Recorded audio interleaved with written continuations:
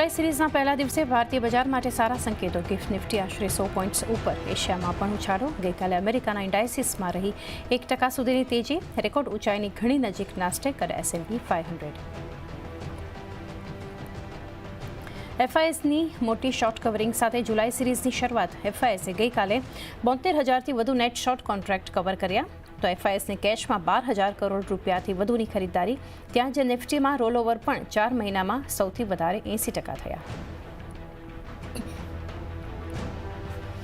બજારના સેન્ટિમેન્ટ સુધારે તેવા સમાચાર। ભારત સાથે ટેરિફને લઈ US પ્રેસિડેન્ટનું નિવેદન। ભારત સાથે ડીલ જલ્દી પૂરી કરશે। વાતચીત છેલ્લા તબક્કામાં।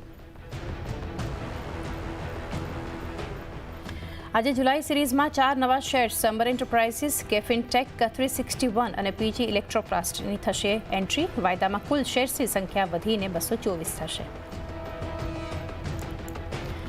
તો બીજા દિવસે સંપૂર્ણ ભરાયો 12,500 કરોડ રૂપિયાનો HDB ફાઇનાન્શિયલનો IPO। નોન ઇન્સ્ટિટ્યુશનલ ઇન્વેસ્ટર્સ કોટામાં બમણાથી વધુની બોલી।